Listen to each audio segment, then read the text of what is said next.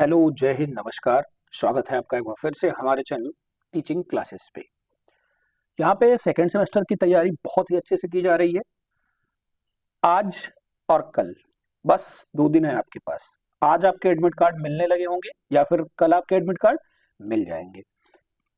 और समय अब है नहीं, फास्ट रिवीजन करिए, वीडियो को मल्टीप्लाई बाई 2 में करके देखिए, लेकिन एक बार क्वेश्चन जरूर से देख के जाइए कि आपके आंखों के सामने से क्वेश्चन गुजरा रहे, कि हम कुछ ना कुछ वहां जरूर कर दें। बहुत सारे बच्चों का डर है मैथ्स। हाँ, इस बार मैथ्स ठीक ठाक है, मैं भी ये नहीं कहूंगा कि बहुत आसान है। इस बार मैथ्स ठीक ठाक है।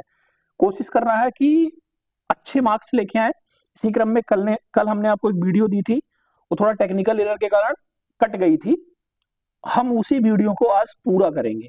हमने क्या कहा था आपसे कि ये लास्ट वीडियो होगी मैथ्स की, इसी से आपके पासिंग मार्क्स 100% क्लियर हो जाएंगे। इस बात की गारंटी है। हो सकता है क्वेश्चन डिक्टो आपको पेपर में वही मिल जाए, विद ऑप्शन मिल जाए या फिर विद डिजिट मिल जाए। अगर विद डिजिट नहीं मिलते हैं तो कोई डिजिट चेंज होकर क्वेश्चन आपको मिल जाएगा, लेकिन मिल जरूर जाएगा आपको। हम लोग कल इसको लगभग 28 मिनट तक पढ़े थे, उसके बाद थोड़ा टेक्निकल इशू आ गया था, वीडियो कट गई थी। उसी को आज हम आगे बढ़ाएंगे। पहले हम लोग पीछे के क्वेश्चन जो ऑब्जेक्टिव क्वेश्चन थे उनको एक बार रिपीट कर लेंगे, रिवीजन कर लेंगे, उसके बाद हम लोग आगे बढ़ेंगे। अगर आप लोग नए हैं तो चैनल को प्लीज सब्सक्राइब कर लें, लाइक करें, शेयर करें, कमेंट करें। और पीडीएफ के लिए टेलीग्राम ज्वाइन कर लें। पीडीएफ हम वही प्रोवाइड करवाते हैं। पीडीएफ क्या है? पीडीएफ आपके लास्ट टाइम में एग्जाम हॉल में एंटर होने से पहले भी आप रिवीजन कर सकते हैं एक बार क्वेश्चंस का। तो टेलीग्राम ज्वाइन कर लें, टेलीग्राम पे बहुत सारी पीडीएफ पड़ी है, ये पीडीएफ भी वहीं डाल दूंगा। चलिए शुरू करते हैं। एक बार रिवीजन करेंगे, उसके बाद जो क्वेश्चंस बचे थे उनको करेंगे और आपको अच्छे क्वेश्चन करने का तरीका बताऊंगा। कल हम लोग यहाँ से शुरू किए थे कि सबसे छोटा पूर्णांक क्या है। तो सबसे छोटा पूर्णांक क्या था हमारा? 0 था। एक बार रिवीजन मोड में चलते हैं। सबसे छोटा पूर्णांक 0 था। इसमें क्या था? अभाज्य संख्या क्या है? अभाज्य संख्या के लिए हमने आपको क्या बताया था कि उसका एक गुणनखंड होगा, या तो वो खुद होगा, स्वयं होगा, इटसेल्फ होगा, या फिर 1 होगा। ठीक है, तो इसमें 4 के 2 हो जा रहे हैं, 4 के भी हो जा रहे हैं, 6 के हो जा रहे हैं। यहाँ पे क्या है? ये तीनों क्या है? इसके केवल एक है, या तो फिर ये खुद है। ठीक है, एलसीएम एलसीएम का तरीका आपको मैंने बताया था, एक बार और बता दे रहा हूं फास्ट मोड में। जैसे 10, 12 और 15 का हमें क्या निकालना था? एलसीएम निकालना था। तो हम पहले 2 से काटेंगे, 5, 6 और 15। फिर हम 2 से काटेंगे तो 5, 3 और 15। फिर हम 3 से काटेंगे तो 3, 5, 1, 5। फिर 5 से काटेंगे 1, 1, 1, 2 दूनी 4, 3 12 पंचे 60। हमारा इसका एलसीएम क्या आया था? 60 आया था। ये सब क्वेश्चन हमने डिटेल से पुरानी वीडियो में पढ़ चुके हैं। क्या हुआ था? टेक्निकल थोड़ी एरर हो गई थी, इसलिए वीडियो कट गई थी। उसी को हम लोग आज आगे बढ़ाएंगे और खत्म करेंगे। समीकरण था, समीकरण हम लोग सॉल्व किए थे। आंसर हमारा कितना आया था? 56 आया था, -56 आया था। ठीक है, आगे 21 की अनुवर्ती, इस पे मैंने बताया था कि थोड़ा ध्यान देके देखना है। अनुवर्ती की अनुवर्ती मतलब 21 की अनुवर्ती 22, और 22 की भी अनुवर्ती क्या होता है? 23 होता है। तो हमारे इस क्वेश्चन का आंसर क्या हो जाएगा? 23 हो जाएगा। आगे क्या है? एक घन मीटर बराबर क्या होता था? तो एक घन मीटर बराबर होता था 1000 लीटर होता था। इसकी डिजिट यूनिट कन्वर्जन मैंने आपको बताया था थोड़ा, क्या होता है, कैसे होता है। आयत का प्रत्येक कोण कितने अंश का होता है? मैंने आयत बना के आपको बताया था कि आयत के सभी कोण कितने होते हैं? टोटल 360 होता है, लेकिन प्रत्येक कोण इसके 90 के होते हैं। टोटल 360 होता है, कुल कितने कोण होते हैं? 4 कोण होते हैं। 4 90 के हो जाते हैं। आगे क्या था? यदि एक वृत्ताकार मैदान की त्रिज्या, ये सब हम लोग क्वेश्चन सॉल्व कर लिए थे। संख्या पद्धति किसे कहते हैं? संख्या पद्धति अंकों के संबंधित संख्याओं की जानकारी को संख्या पद्धति कहा जाता है। ठीक है, ये सब मैं डिटेल से पुरानी वीडियो में आपको पढ़ा चुका हूं। क्षेत्रफल क्या है? रिवीजन करवा रहा हूं आपका। क्षेत्रफल क्या है? किसी तल का वह भाग जो एक आकृति के बाह्य सीमाओं को भीतर सीमाओं पर रहता है, उसे क्या कहते हैं? क्षेत्रफल कहते हैं। ठीक है, ये सब क्वेश्चन हो गया था। ये वाला क्वेश्चन भी हो गया था। लासा मासा का क्वेश्चन मैंने आपको उसका फार्मूला क्या बताया था कि LCM into HCF is equal to first number into second number. ये बताया था ना आपको। इसी फार्मूले पे हमें सारे सवाल लग जाते हैं, हमारे एलसीएम एचसीएफ के जो भी सवाल होते हैं। ये वाला क्वेश्चन भी आपको बता दिया था, रेलगाड़ी वाला क्वेश्चन, यही क्वेश्चन आपको बताना था। यहां से हमें शुरू करना था आगे। चलिए क्वेश्चन पढ़ते हैं अच्छे से, 1 से 2 बार क्वेश्चन पढ़ेंगे। मैथ्स में क्वेश्चन एक बार में समझ में ना आए तो उसको 2 बार जरूर पढ़ें, क्योंकि 2 बार पढ़ने से आपको पता चल जाता है कि ये क्या पूछ रहा है, क्या मुझे करना है और क्या हम कर रहे हैं। क्या कह रहा है कि एक रेलगाड़ी, एक कोई रेलगाड़ी है, बना ही लेते हैं, आर्ट बहुत खराब है लेकिन रेलगाड़ी बना लेते हैं। एक रेलगाड़ी 5 घंटे में, ये 5 घंटे जब जाती है तो कितने किलोमीटर जाती है? 200 किलोमीटर जाती है। अगर ये 5 घंटे जाती है, 200 किलोमीटर दूरी तय करती है, इसी चाल से, जिस चाल से ये जा रही थी, चाल इसका पता नहीं है कि कितनी चाल से जा रही है, 8 घंटे में कितनी दूरी तय करेगी? कितने घंटे में? 8 घंटे में कितनी दूरी तय करेगी? आप अगर थोड़ा सा भी कंपटीशन की दुनिया में होंगे तो आपको पता होगा, चाल समय दूरी एक नाम चैप्टर है, आप हाई स्कूल में पढ़े होंगे। चाल समय दूरी क्या होता है? चाल बराबर दूरी बटा समय, चाल बराबर दूरी बटा समय, ठीक है। Speed is equal to distance upon time, ठीक है। Speed is equal to distance upon time. हमें क्या पहले चाल ही फाइंड करनी है। चाल बराबर यहां हो जाएगा, दूरी कितनी है? 200 किलोमीटर जाता है, वो कितने घंटे में जाता है? 5 घंटे में जाता है, तो 1 घंटे में कितना जाएगा? 40 किलोमीटर। कितना जाएगा? चाल उसकी क्या आ गई? चाल बराबर 40 किलोमीटर पर हावर। 1 घंटे में कितना जाता है? 40 जाता है। पूछा मुझसे कितने का है? पूछा हमसे 8 घंटे का है, तो 1 घंटे में 40, 1 घंटे में 40 गया, तो 8 घंटे में क्या जाएगा? तो 40 गुणे 8 यानी 320 किलोमीटर दूरी वो 8 घंटे में तय करेगा, इसी चाल से, जिस चाल से वो 5 घंटे में 200 किलोमीटर दूरी तय करता है, ठीक है। जिस चाल से 5 घंटे में 200 किलोमीटर तय करता है, उसी चाल से 8 घंटे में 320 किलोमीटर दूरी तय करेगा। ये क्वेश्चन प्रीवियस ईयर एग्जाम का है, आपके एग्जाम में आया भी है, इसलिए क्वेश्चन आपको करवाया हूं, ठीक है। चलिए आगे चलते हैं और नेक्स्ट क्वेश्चन देखते हैं। ये क्वेश्चन एक नियम का है। किसका है? एक नियम का क्वेश्चन है। कई बार एग्जाम में आया है कि हाँ 1 रुपए में 10 टॉफी मिलती है, तो 10 रुपए में कितनी टॉफी मिलेगी, उसी के अनुसार थोड़ा क्वेश्चन का लेवल अच्छा है, इसलिए करवा रहा हूं कि आपके समझ में आ जाए, तो आप छोटे क्वेश्चन आसानी से टैकल कर ले जाए। क्या कह रहा है कि यदि 2 गायें 18 टोकरी घास खाती हैं, कितनी? 2 गायें 18 टोकरी घास खाती हैं, तो हम यहां क्या करेंगे? यहां लिखेंगे 2 गाय, सॉरी गाय कितनी घास खाती हैं? 18 टोकरी खाती हैं, तो एक गाय कितनी खाएगी?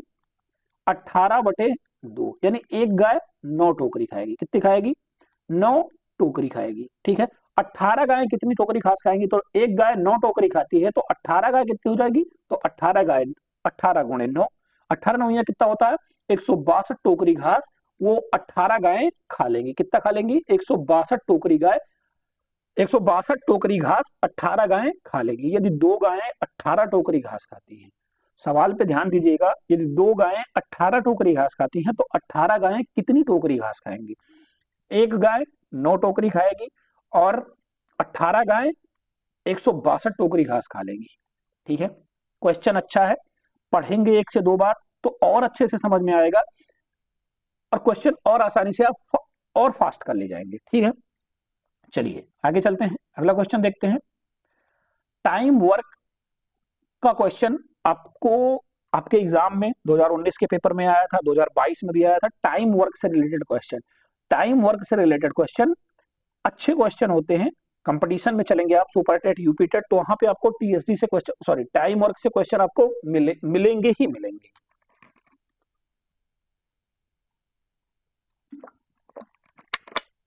क्वेश्चन क्या है हमारा कि 24 आदमी किसी काम को 10 दिन में करते हैं। क्या? 24 आदमी किसी काम को 10 दिन में करते हैं। 24 तो आदमी है, किसी कोई काम है उसको 10 दिन में करते हैं, तो टोटल काम कितना हो गया? 240 टोटल काम हो गया। ये काम जो है, इसी काम को 8 आदमी कितने दिन में करेंगे? 10 आदमी, सॉरी 24 आदमी 10 दिन में करते हैं, तो 8 दिन में कितना काम करेंगे? उसी काम को कितने आदमी लगेंगे करने में? इसी को हम 8 से भाग कर देंगे, तो कितना आ गया हमारा? 30 आदमी लगेंगे अगर इस काम को मुझे 10 दिन में खत्म, सॉरी 8 दिन में खत्म करना हो। 10 दिन में खत्म करने के लिए 24 लोग लगते हैं और 8 दिन में खत्म करने के लिए 30 लोग लगेंगे इस काम को खत्म करने में, ठीक है। आसान सा क्वेश्चन है। पहले हम लोग टोटल वर्क निकालेंगे, टोटल वर्क को टोटल डे से, या फिर यहाँ पे आपको आदमी दिया होता, दिन पूछता, तब भी हम डिवाइड कर देते, हमारा आंसर दिख तो आ जाता। कितना कितना आदमी आया? 30 आदमी आया, ठीक है। यहां लिख लेंगे 30 आदमी। चलिए नेक्स्ट क्वेश्चन पे चलते हैं, अगला क्वेश्चन देखते हैं।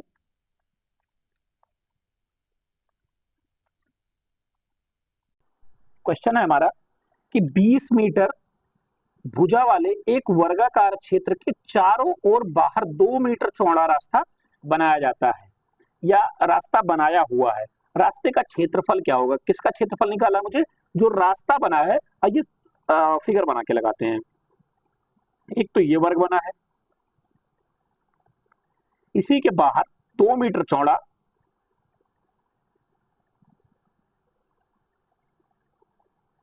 एक और वर्ग बना हुआ है।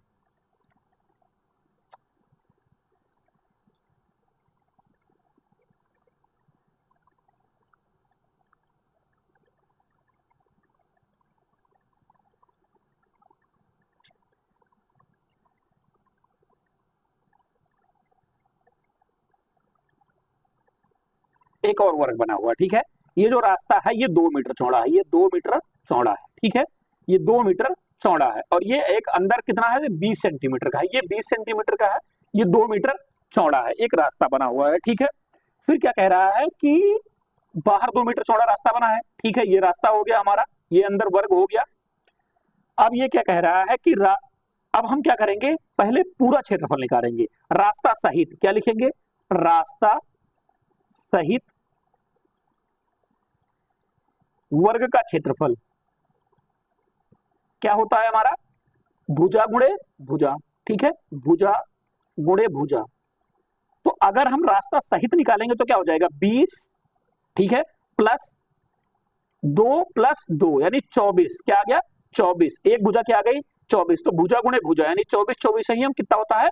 576। क्या आ जाएगा? 76। अब हम बिना रास्ते के क्या होता है? बिना रास्ता कितना था? 20 और 20 यानी 400। कितना हो गया? 400। बिना रास्ते के क्या आ गया? 400। अब पूछा क्या है कि रास्ते का क्षेत्रफल बताइए। तो बिना रास्ते का रास्ते में से माइनस कर देंगे, बिना रास्ते का रास्ते में से माइनस कर देंगे, खाली रास्ते का क्षेत्रफल आ जाएगा। रास्ते का क्षेत्रफल बिना रास्ता कितना था? 576 माइनस 400 बराबर 176 वर्ग मीटर। क्या आ गया? 176 वर्ग मीटर क्या आ गया? हमारे रास्ते का क्षेत्रफल आ गया। ये क्वेश्चन 1 से 2 बार आपके एग्जाम में आया, 2019 में शायद आया था। सेम ही क्वेश्चन आया था, 20 मीटर ही चौड़ा था, या 2022 में आया था 51 मीटर चौड़ा था, ठीक है। उसकी यूनिट कन्वर्ट करनी थी, चेंज करनी थी। इसमें कोई यूनिट चेंज नहीं करनी है आपको। अच्छा क्वेश्चन है, 1 से 2 बार लगाएंगे समझ में आ जाएगा। चलिए आगे चलते हैं। ये वाला क्वेश्चन भी ठीक ठाक है। एक आयत है जिसकी एक भुजा 3 मीटर है और विकर्ण 5 मीटर है। क्या है? एक भुजा 3 मीटर है और विकर्ण उसका 5 मीटर है। आयत है, इसकी एक भुजा 3 मीटर है और विकर्ण 5 मीटर है, तो उसका क्षेत्रफल ज्ञात करना है। आइए हम लोग आयत बनाते हैं पहले। ये एक आयत हो गया, ठीक है। इसकी ये भुजा 3 मीटर है, ठीक है। और ये जो विकर्ण हुआ इसका, ये विकर्ण जो हुआ ये 5 सेंटीमीटर है। कितना है? 5 मीटर है, सॉरी मीटर है, सेंटीमीटर नहीं। ये 5 मीटर है, ठीक है। ये 3 मीटर, ये 5 मीटर। अब आप अगर थोड़ा सा त्रिभुज की प्रॉपर्टी पढ़े होंगे तो आपको पाइथागोरस प्रमेय पता होगा। अभी इस त्रिभुज के लिए ये कर्ण हो गया, ये इसका लंब हो गया, ये इसका आधार हो गया। क्या हो गया? ये इसका आधार हो गया। त्रिभुज मान ले रहा हूं ए बी और सी। त्रिभुज ए बी सी में क्या होता है? पाइथागोरस प्रमेय क्या था? कर्ण स्क्वायर बराबर आधार स्क्वायर प्लस लंब स्क्वायर। ये पाइथागोरस प्रमेय था। कर्ण हमारा यहाँ क्या दिया है? 5 का स्क्वायर। आधार कितना दिया है? ज्ञात करना है मुझे, ठीक है। आधार स्क्वायर ज्ञात करना। लंब कितना दिया है? 3 स्क्वायर यानी 25 का स्क्वायर। 25 माइनस 9, ये प्लस था, इधर आएगा माइनस हो जाएगा, आधार स्क्वायर, ठीक है। अब ये क्या आ गया? आधार बराबर या आधार स्क्वायर बराबर 16, तो आधार बराबर क्या हो जाएगा? 4 हो जाएगा। इसका ये आधार क्या आ गया? 4 आ गया, ठीक है। अब तो आपको पता हो गया कि त्रिभुज का क्षेत्रफल क्या होता है? L into B. अब एल हमारे पास क्या है 3 और बी हमारे पास क्या है 4, त्रिभुज का क्षेत्रफल क्या आ गया हमारा 12 मीटर। समझ में आया, आसान था, केवल ये पाइथागोरस प्रमेय आपको याद होनी चाहिए। ठीक है, पाइथागोरस प्रमेय कर्ण स्क्वायर बराबर आधार स्क्वायर प्लस लंब स्क्वायर। यहाँ कुछ बच्चे कंफ्यूज हो गए होंगे कि ऐसा मैंने डायरेक्ट क्यों कर दिया। देखिए ये हो गया, जैसे ये क्या दिया है, ये दिया था 25, ठीक है, ये आधार स्क्वायर बराबर क्या हो गया था, तो ये हो गया था 25 बराबर आधार स्क्वायर प्लस 9। अब आधार बराबर हो जाएगा यहाँ 25 और ये 9 प्लस में था, इधर आया तो माइनस में हो गया। अब आ गया, पता आ गया, आधार बराबर क्या आ गया 16 आ गया। 16 आधार था, ये इधर जाएगा तो अंडर रूट में हो जाएगा, अंडर रूट में 16 रहेगा तो 4 बाहर आ जाएगा। ठीक है, चलिए आगे चलते हैं, अगला क्वेश्चन अपना देखते हैं। समबाहु त्रिभुज, आप जानते हैं समबाहु त्रिभुज से आपके एग्जाम में जरूर से जरूर क्वेश्चन आता है। क्या कह रहा है कि एक समबाहु त्रिभुज का प्रत्येक भुजा, एक समबाहु त्रिभुज है, समबाहु त्रिभुज मान ले रहा हूं ये एक समबाहु त्रिभुज है, मतलब समबाहु मतलब उसकी सारी भुजा आपस में क्या है बराबर, ये भुजा ये भुजा ये भुजा, तीनों भुजा आपस में बराबर है, समबाहु त्रिभुज है। क्या कह रहा है, उसकी प्रत्येक भुजा 8 सेंटीमीटर की, ये भी 8 सेंटीमीटर, ये भी 8 सेंटीमीटर, ये भी 8 सेंटीमीटर, तो उसका क्षेत्रफल ज्ञात कीजिए। अब हमने आपको जो फार्मूले वाली वीडियो दी थी उसमें बताया था कि समबाहु त्रिभुज का क्षेत्रफल क्या होता है। समबाहु त्रिभुज का क्षेत्रफल आपको पता होगा अंडर रूट 3/4 गुणे भुजा स्क्वायर। अब हम क्या करेंगे, एक भुजा हमारे पास कितनी है 4 है, अंडर रूट 3 8 गुणे 8, 4 से इसको काटा मैंने तो ये 2 आ गया। अब ये क्या हो गया अंडर रूट 3 गुणे 16, अब ये क्या हो गया 16 अंडर रूट 3 हमारा क्या आ गया, इसका क्षेत्रफल आ गया। क्या आ गया, इसका क्षेत्रफल आ गया। एक समबाहु त्रिभुज की प्रत्येक भुजा 8 सेंटीमीटर है, तो उसका क्षेत्रफल ज्ञात कीजिए, तो उसका क्षेत्रफल। चलिए नेक्स्ट क्वेश्चन पे चलते हैं। नेक्स्ट क्वेश्चन हमारा है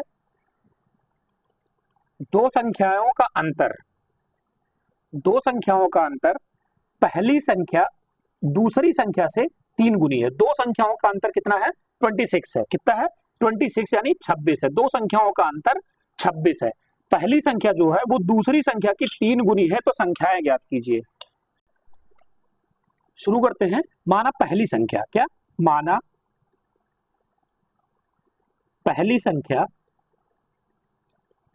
कितनी है x है, ठीक है, दूसरी संख्या क्या कह रही है इसकी 3 गुनी है, तो दूसरी संख्या क्या हो जाएगी यहां, दूसरी संख्या 3x हो जाएगी, क्या हो जाएगी 3x हो जाएगी। अब आगे क्या कह रहा है, इन दोनों का अंतर यानी 3x माइनस x का अंतर कितना है 26 है, 3x माइनस x का अंतर क्या है 26 है, तो यहां क्या हो जाएगा 2x बराबर 26, तो x बराबर 26/2, x बराबर कितना आ गया 13 आ गया। एक संख्या हमारी कितना आ गई 13 आ गई, तो x बराबर 13 और दूसरी संख्या क्या हो जाएगी 3x था, तो 13 गुणे 3 यानी 39। एक संख्या क्या आ गई हमारी 39 आ गई,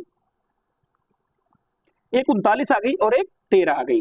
क्वेश्चन वेरीफाई कैसे करेंगे, दोनों का अंतर कितना बताया है 26 बताया, यानी 39 से अगर हम 13 घटाए तो क्या मिलेगा मुझे 26 मिलेगा। हमारा आंसर भी वेरीफाई हो गया और क्वेश्चन लगाने का तरीका भी आपको मालूम हो गया।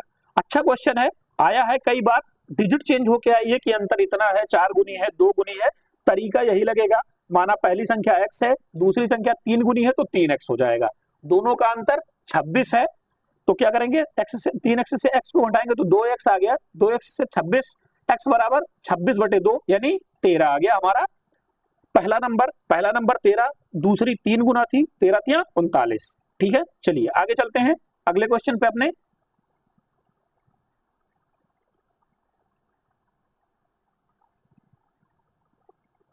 ये भी अच्छा और क्वेश्चन है, उम्र से रिलेटेड आपको क्वेश्चन मिलते हैं जिसमें आपको x मान के लगाना पड़ता है। आइए पहले क्वेश्चन पढ़ते हैं। क्वेश्चन हमारा क्या है, रोहन का उम्र सोहन की उम्र से 5 वर्ष अधिक है। रोहन की जो उम्र है वो सोहन की उम्र से 5 वर्ष अधिक है। क्या है, रोहन की उम्र सोहन की उम्र से 5 वर्ष अधिक है, ठीक है 5 वर्ष अधिक है। यदि रोहन की वर्तमान उम्र 28 वर्ष है तो सोहन की वर्तमान उम्र ज्ञात कीजिए। क्या है, यदि रोहन की उम्र वर्तमान उम्र 28 वर्ष है, तो सोहन की वर्तमान उम्र याद कीजिए। आइए शुरू करते हैं क्वेश्चन। क्या है? माना रोहन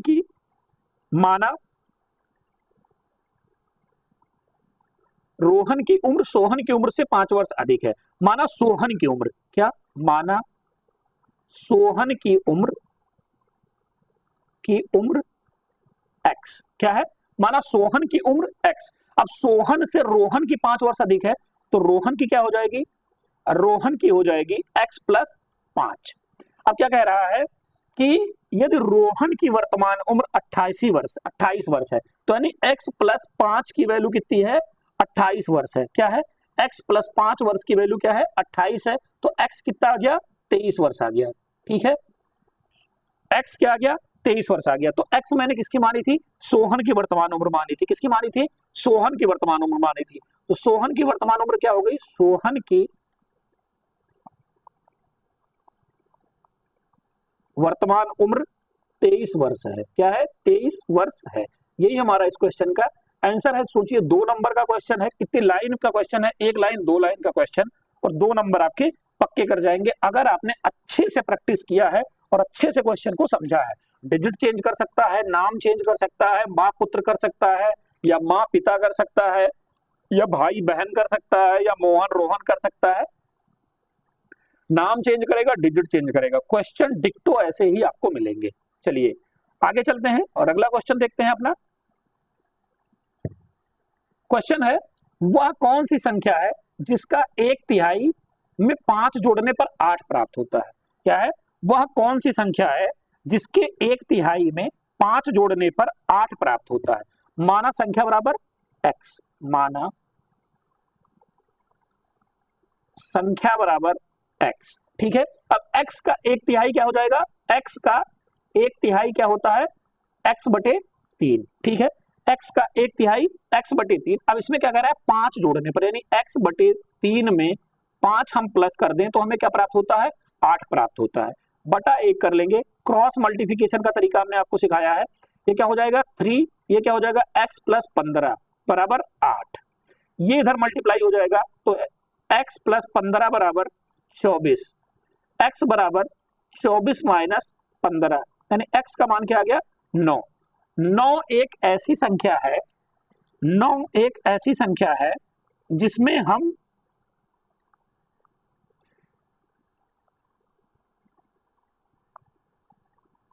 जिसके 1/3 यानी 9 का हम 1/3 करें अगर, तो क्या आ गया? 3 आ गया। इसमें अगर हम 5 जोड़ दें तो हमें क्या प्राप्त हो जाएगा?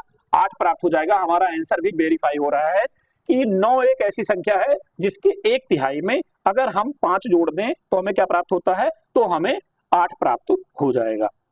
ठीक है, बढ़िया क्वेश्चन है, बहुत बार एग्जाम में आया है। क्वेश्चन को अच्छे से रिपीट करिएगा, 1 से 2 बार जरूर पढ़िएगा और इसको नोट डाउन करिए। अगर नोट डाउन करने का समय नहीं है तो एक बार आराम स्लो मोशन में वीडियो देखिए, उसके बाद मल्टीप्लाई बाई 2 करके देखिए। 2 बार में आपकी वीडियो बहुत अच्छे से क्लियर हो जाएगी, क्वेश्चन आपके दिमाग में घूमेगा। 2 दिन बाद आपके पेपर हैं, आप बहुत अच्छे से क्वेश्चन को टैकल कर ले जाएंगे, गलत नहीं करके आएंगे। चलिए आगे चलते हैं, अगला क्वेश्चन देखते हैं। नेक्स्ट क्वेश्चन हमारा है, क्या है? 7 प्लस 5x बराबर 15 प्लस 3x। क्या करना है? इसको हल करना है। क्या करना है? हल करना है, मतलब x का मान निकालना है मुझे।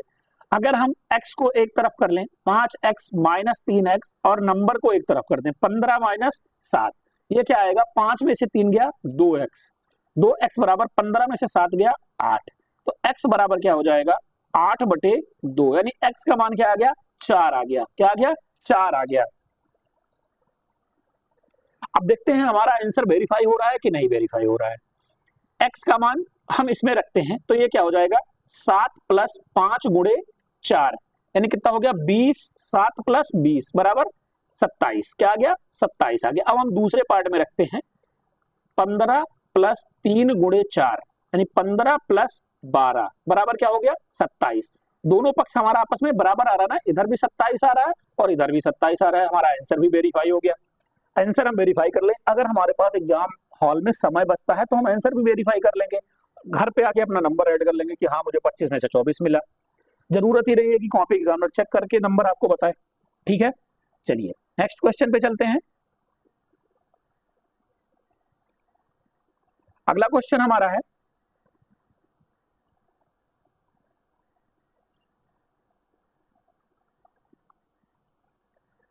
दो संख्याओं का योग 24 है। ठीक है, उनमें से एक संख्या दूसरी संख्या की दोगुनी है। संख्याएं ज्ञात कीजिए। दो संख्याओं का योग 24 है और उनमें से जो दूसरी संख्या है, यह क्वेश्चन आपका 2016 में आया था, 2016 के पेपर में आया था, 25 में आने की पूरी संभावना है।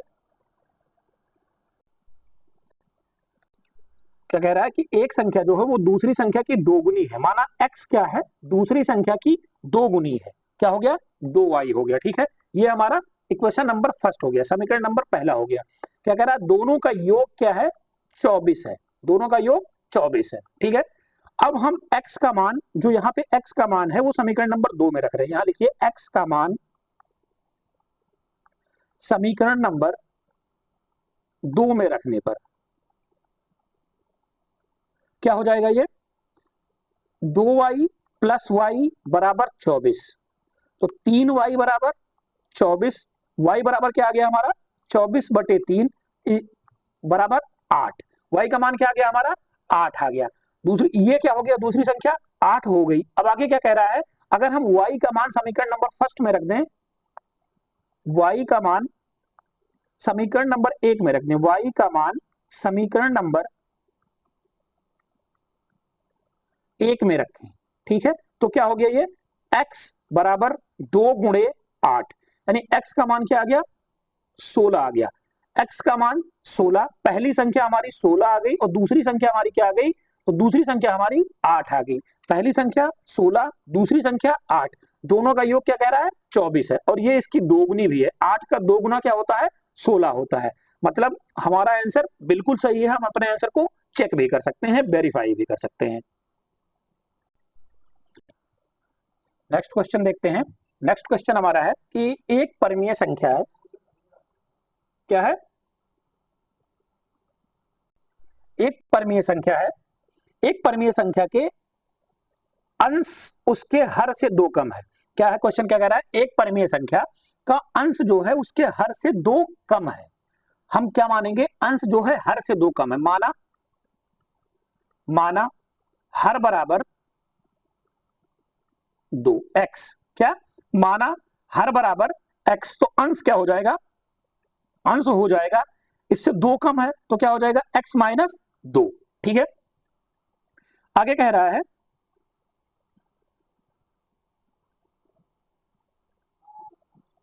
आगे क्या कह रहा है कि यदि अंश और हर में एक जोड़ दिया जाए, अंश क्या हुआ हमारा, x माइनस 2/x में दोनों में एक जोड़ दिया जाए, +1 और +1। ठीक है, दोनों में एक जोड़ दिया जाए तो भिन्न क्या प्राप्त होती है, 3/4 प्राप्त होती है। क्या प्राप्त होती है, 3/4 प्राप्त होती है। तो संख्या ज्ञात कीजिए, कौन कौन सी संख्या हमने मानी थी।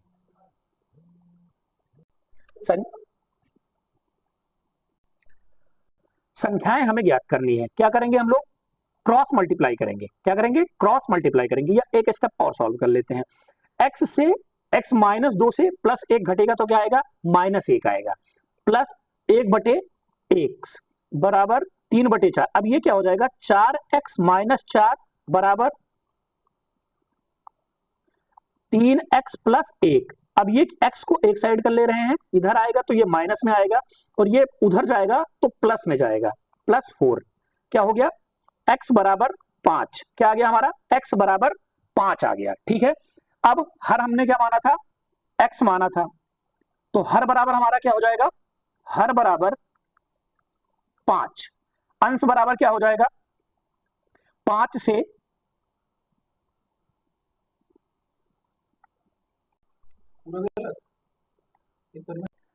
अंश क्या था, अंश था हमारा x माइनस 2, यानी 5 माइनस 2, 5 माइनस 2 3। क्या आया, एक संख्या 5 आई और 3/5 आ गई। क्या आ गई, 3/5 आ गई। देखिए 3/5 कुछ गलत हो रहा है क्वेश्चन में, कहीं गलती हुई है, इसलिए हमारा 3/4 नहीं आ रहा है। आइए चेक करते हैं गलती कहाँ हुई है।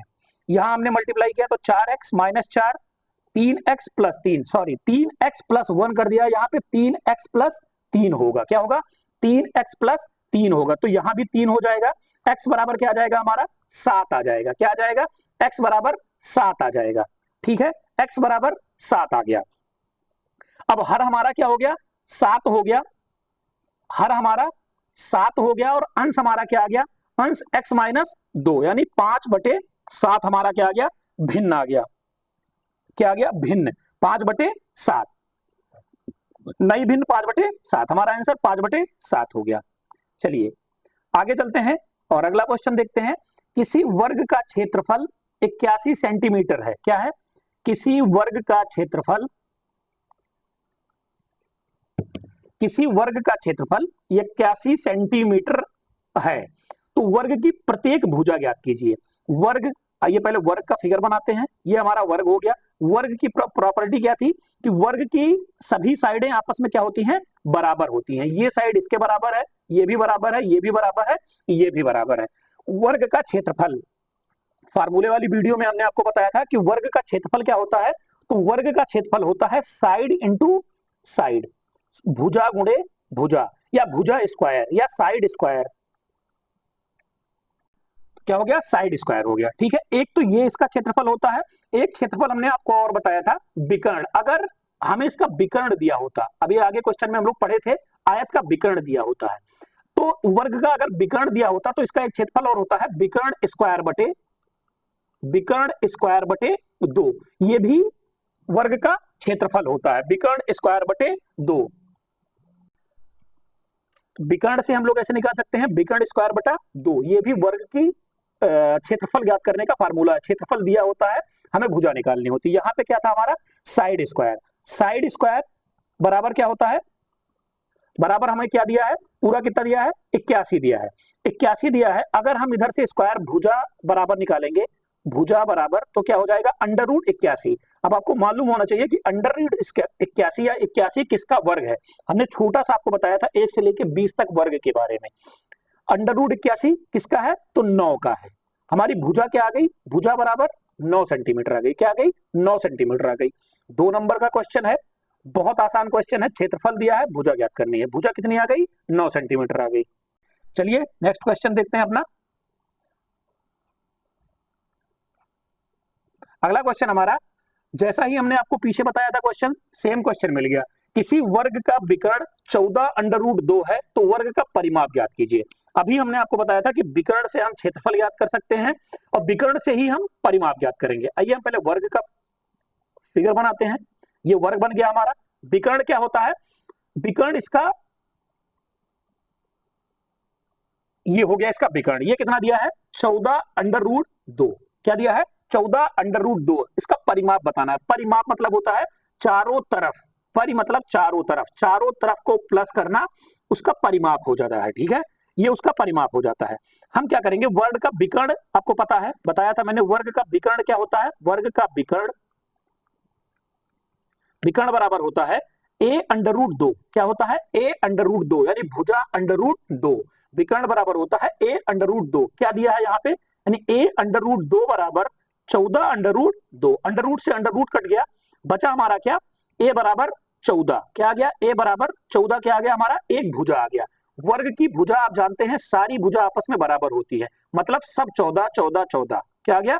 14 14 14। ठीक है, अब अरे इसका परिमाप आपका क्या हो गया? 56 हो गया। देखिए ये तरीका आपको जब यूज करना है जब आपका क्वेश्चन अति लघुत्तरीय में या फिर बहुविकल्पीय में आएगा। इसको शार्ट ट्रिक कहते हैं। ठीक है, शार्ट ट्रिक यूज करिए आप। कहां? बहुविकल्पीय में यूज करिए, या फिर आपको कुछ नहीं आ रहा है, क्वेश्चन आपका 2 ही नंबर का है, आपको कुछ भी नहीं समझ में आ रहा है, आप ये शार्ट ट्रिक लगाइए, नंबर आपको मिल जाएंगे। लेकिन हमें कैसे करना है? हमें 2 नंबर लेना है एग्जामिनर से, और एग्जामिनर को खुश करना है कि हाँ हमारा अगला क्वेश्चन कुछ दिक्कत है, तो भी वो खुश हो जाए कि हाँ बच्चे ने बहुत ही बेसिक से लगाया है। बेसिक से हमें कैसे करना है, आइए उसको देखते हैं। अच्छा क्वेश्चन है, बेसिक से लगाना शुरू करते हैं। क्या है? एक वर्ग बना है हमारे पास।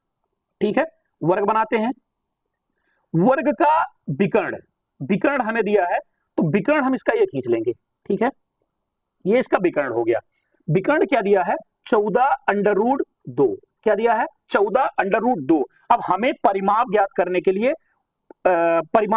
के लिए कोई भी फिगर दिया है, आयत दिया है या वर्ग दिया है, तो हमें उसकी भुजा चाहिए, भुजा हमें निकालनी है, तभी हम उसका परिमाप निकाल सकते हैं। ठीक है, केवल एक ही चीज हमें दी है, विकर्ण दी है।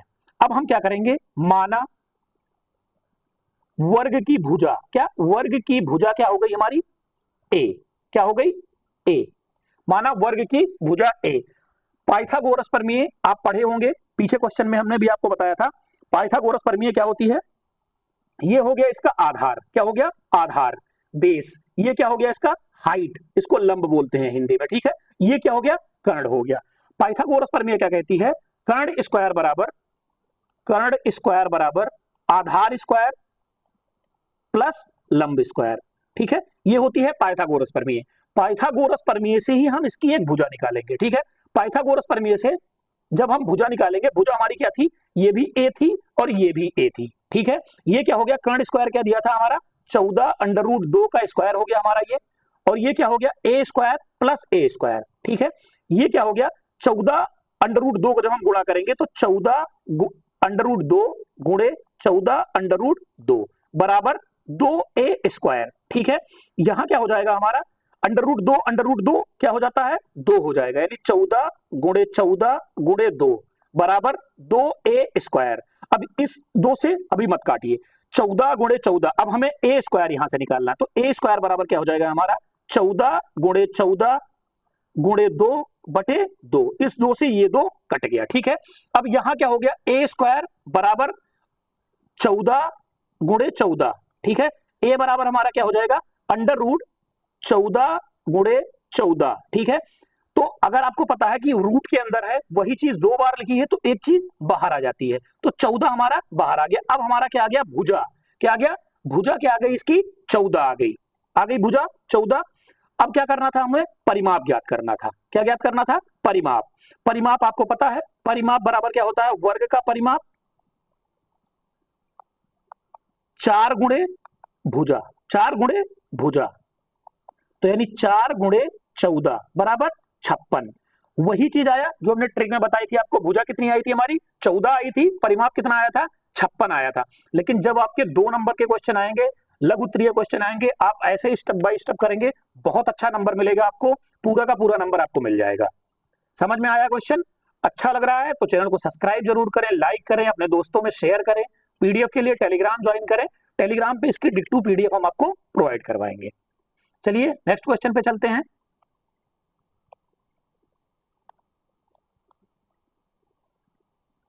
अगला क्वेश्चन हमारा है, नेक्स्ट क्वेश्चन हमारा क्या है, एक वृत्त का विकास, सॉरी विकास नहीं, व्यास होगा, यहां पे क्या होगा, व्यास। ठीक है, टाइपिंग एरर हो जाती है। एक वृत्त का व्यास 14 सेंटीमीटर है, वृत्त की परिध व क्षेत्रफल ज्ञात कीजिए। वृत्त का परिध व क्षेत्रफल, देखिए इसका शॉर्टकट पता होगा आपको, फार्मूला याद होगा कि वृत्त का व्यास क्या होता है, 2r होता है। ठीक है, 2r होता है, एक r, r बराबर क्या हो जाएगा, 7 हो जाएगा, आप फार्मूले में रख दीजिएंगे 2πr और πr², तो लग जाएगा आपका। लेकिन हमें क्या करना है, हमें नंबर लेना है, हमें एग्जामिनर को खुश करना है कि हमारे क्वेश्चन अगर 1-2 क्वेश्चन में कुछ दिक्कत भी हो तो भी एग्जामिनर हमें नंबर दे दे। आइए वृत्त बनाते हैं और सॉल्व करते हैं क्वेश्चन। ठीक है, ये वृत्त हो गया। ठीक है, ये वृत्त हुआ, ये वृत्त का केंद्र हो गया। देखिए क्या होता है, केंद्र से गुजरने वाली जो सबसे बड़ी जीवा होती है, क्या, केंद्र से गुजरने वाली सबसे बड़ी जीवा क्या होती है, वही व्यास होती है। केंद्र से गुजरने वाली सबसे बड़ी जीवा व्यास होती है, बाकी जितनी जीवाएं होती हैं वो छोटी होती है, इनको जीवा बोलते हैं। ठीक है, इनको जीवा बोली जाती है। ये क्या होती है, व्यास होती है, इसको हम लोग व्यास बोलते हैं। ठीक है, त्रिज्या क्या होती है, केंद्र से यानी व्यास का आधा क्या होता है, व्यास का आधा क्या होता है, त्रिज्या होती है। केंद्र से परिध पे गिराया गया लंब क्या कहलाता है, त्रिज्या कहलाता है। ठीक है, अब परिध आपको पता है, वृत्त की परिधि क्या होती है, वृत्त की परिधि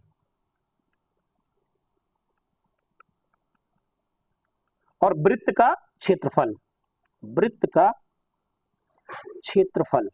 वृत्त का क्षेत्रफल क्या होता है और वृत्त की परिधि क्या होती है? तो वृत्त की परिधि होती है 2 पाई, वृत्त की परिधि होती है 2 पाई आर।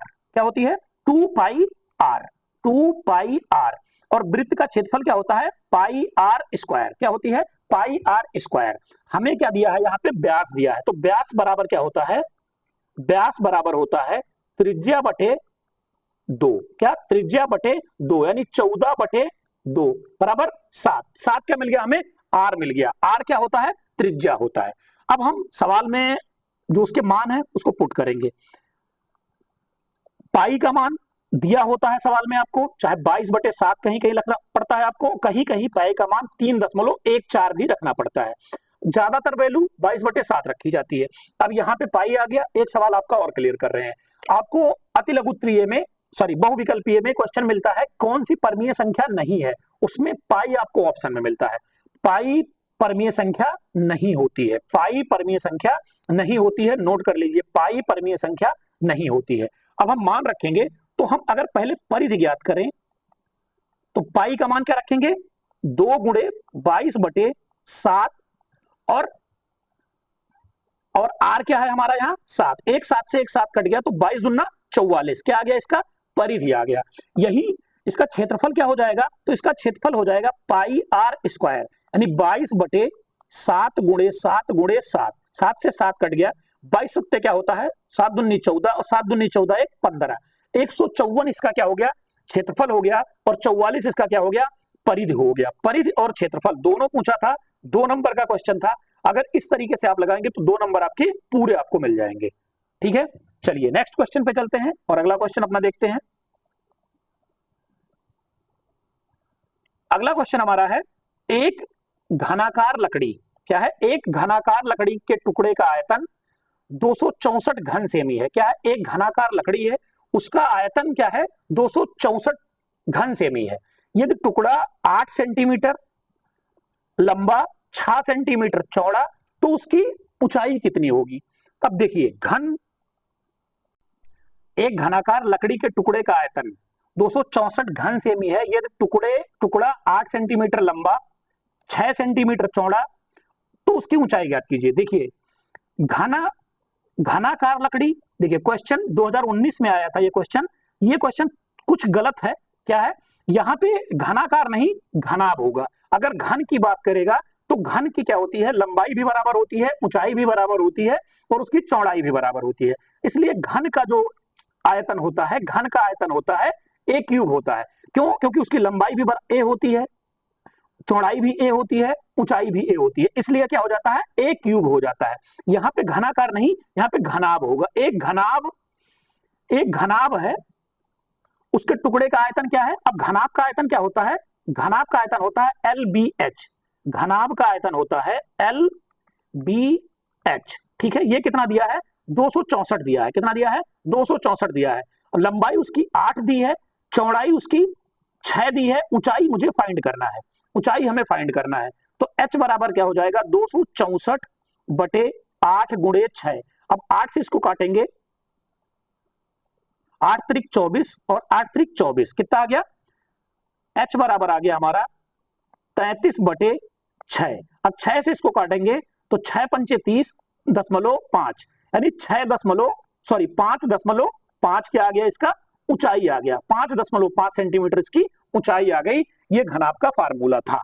अगर एक भुजा दी होती और पूछता घन का आयतन, तो घन का आयतन आप जानते हैं ए क्यूब होता है। जैसे बोल दिया कि एक घन है 8 सेंटीमीटर है, इसका आयतन ज्ञात करना है, तो हम क्या करते थे? 8 का क्यूब कर देते हैं, यानी 8 गुणे 8 गुणे 8, 8 त्रिक 8 9 64 चौके 512 सेंटीमीटर क्यूब हो जाता था घन का आयतन। ये घनाभ था। LBH हमें यहाँ फाइंड करना था।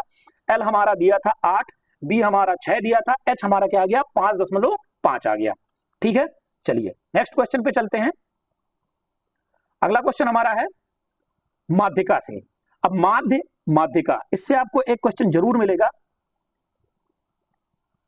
क्वेश्चन क्या है? एक श्रेणी दी है, उसमें आपको माध्यिका ज्ञात करनी है। जब भी आप ऐसा क्वेश्चन एग्जाम में देखेंगे तो क्वेश्चन पे फोकस करेंगे, माध्यिका आपको ज्ञात करनी है कि माध्य आपको ज्ञात करना है। माध्य, माध्यिका, बहुलक, तीन चीज आपसे पूछेगा। बहुलक बहुत आसान है। बहुलक क्या होता है?